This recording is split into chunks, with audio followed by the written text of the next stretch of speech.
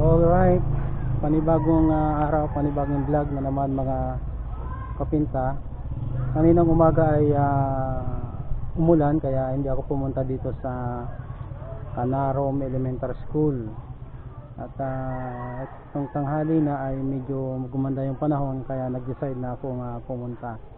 So bali, ang aking lilitering na ngayon ay yung kanilang school sign, yung Canarom Elementary School.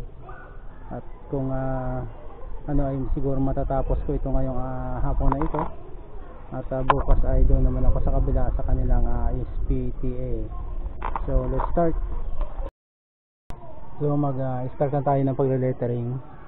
At dahil malaki yung ating mga letra, syempre malaking brush yun din yung ating gagamitin sa pagle-lettering. At dahil ito ay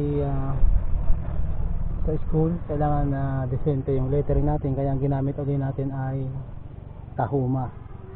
Ito pong tahuma ay decenteng tingnan at ginamitan ulit natin ng mga sukat, kaya yan po ay pantay-pantay para pareha sa laki.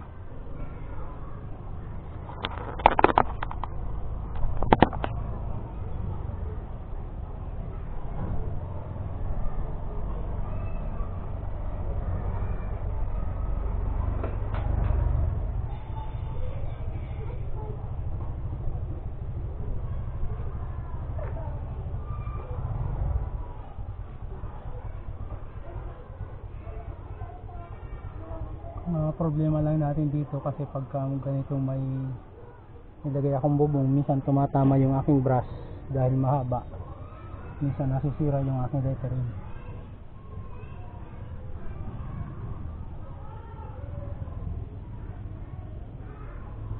Kaya pinagpaplanuhan ko sa susunod ay puputulan ko itong mga ito.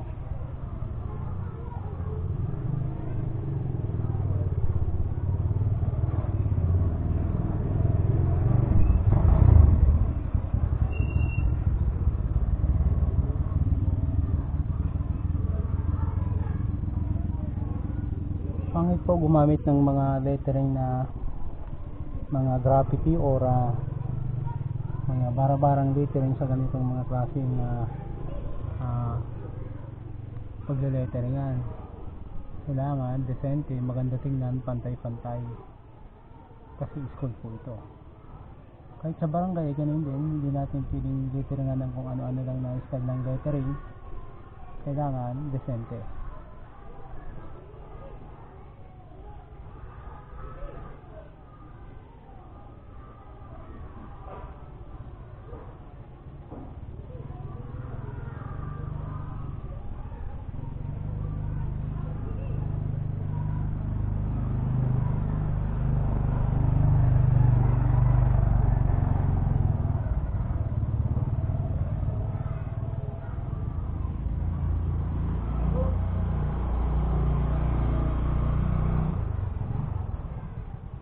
Kagaya ng nasabi ko na kailangang nakapatong yung kanang kamay sa kaliwa para relax, para dire-diretso yung ating linya.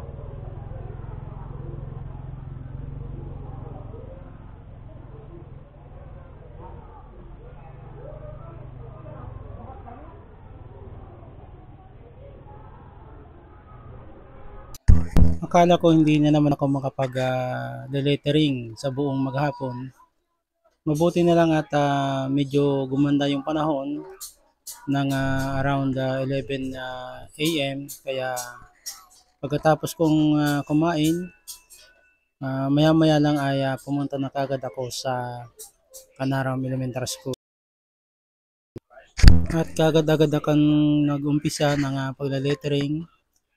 Inilagay ko muna yung aking komandong na tar para umulan man o uminit ay meron akong depensa.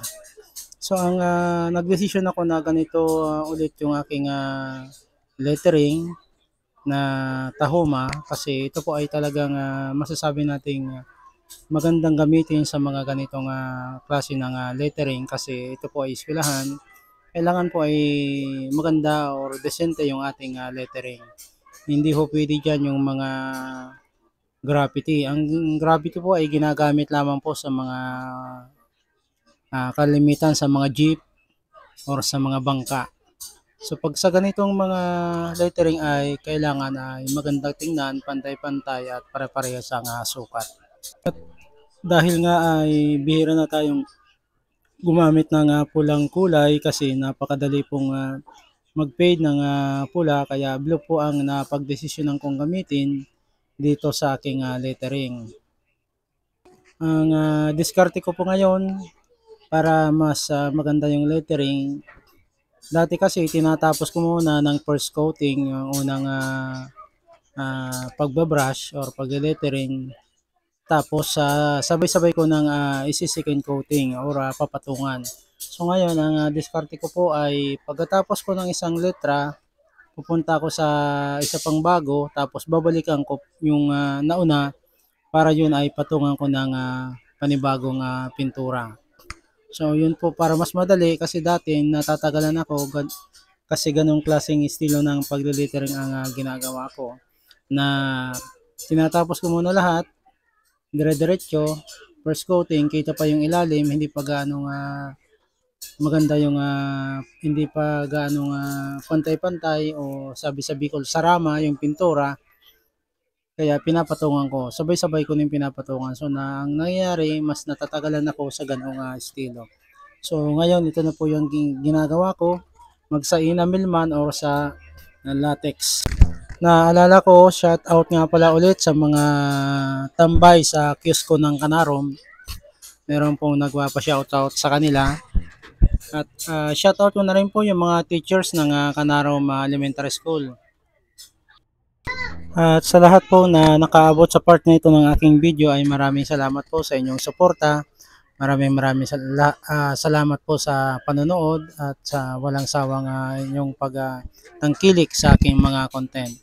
Hanggang dito na lamang po itong aking content at kita-kita po ulit tayo sa susunod kong mga content.